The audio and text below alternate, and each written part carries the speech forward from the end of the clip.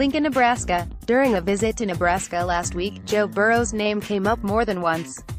Burrow is a redshirt junior quarterback at Ohio State who reportedly could become a graduate transfer next month.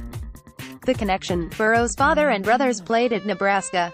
Further connection: Cornhuskers coach Scott Frost needs a firestarter quarterback ASAP to run his version of Chip Kelly's blur offense. "You think he's, Burrow, better than what we got?" Frost asked, rhetorically, after Saturday's spring game.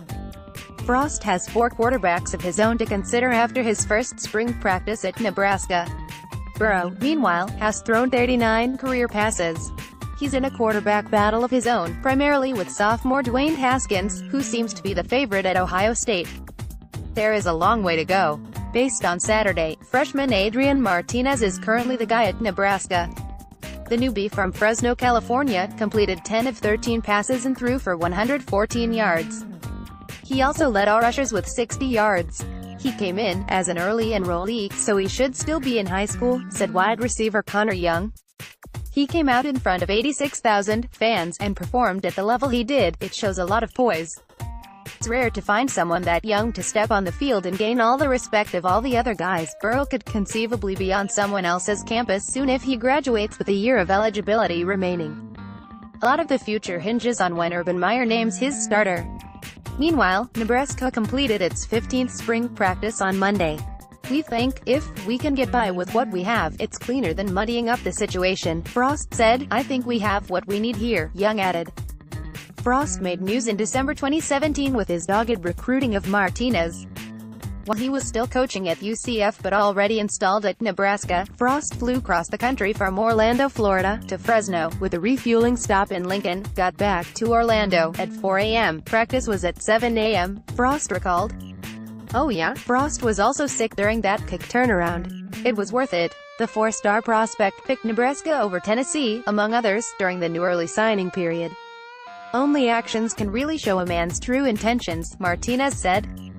"Him flying out to see me and my family and myself for dinner showed how much he wanted me to become part of this program." The NFL draft's top quarterbacks one. Josh Allen, Wyoming, has all the measurables that the scouts love. There is a reason he completed less than 60% of his balls. He literally was too good for some of the Mountain West talent around him in Laramie. Point 2. Josh Rosen, UCLA, the 2017 Bruins most resembled the sort of lower-end NFL team Rosen will join. UCLA had a bad offensive line, couldn't run and couldn't defend. Yet, Rosen thrived. Point 3. Sam Darnold, USC, I agree with Jim Mora. Right here, right now, he's perfect for the Browns.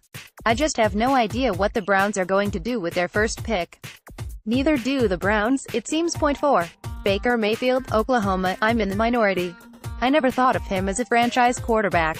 Maybe a good selection in the back half of the first round. Maybe. Great college player, maybe one of the top 3 in OU history. I know he was measured at less than 6'1", but I'm 5'10" and we seemed to be the same height when I interviewed him. Guess I just made it onto his list of enemies Baker is keeping in his phone. Point 5. Lamar Jackson, Louisville, the former Heisman winner just isn't an NFL quarterback. Half of what he does run will be taken away from elite NFL defenders. His completion percentage is a concern, as is his ability to read defenses.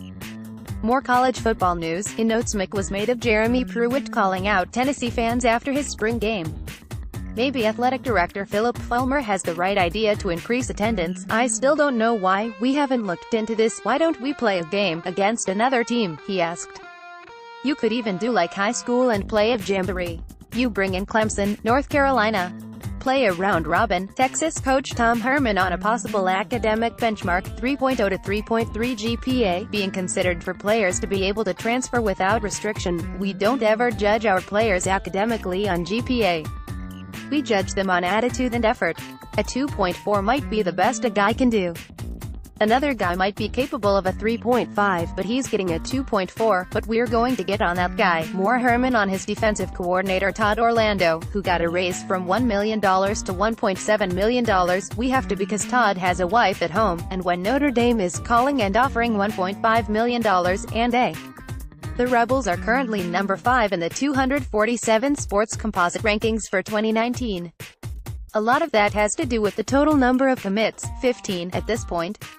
NCAA Chief Medical Officer Brian Hainline has been sued twice for malpractice, he admitted in a recent deposition obtained by CBS Sports. Both of those actions came before he joined the NCAA. Also, Hainline said he gets a bonus for his contract for seeing a reduction in injuries. Former Penn State linebacker Naeem Wortman-White will collect $500,000 from a loss of draft value insurance policy, according to sources. Wortman-White tore his ACL against Temple in 2016. He was not selected in last year's draft and is currently a graduate assistant at Mississippi State.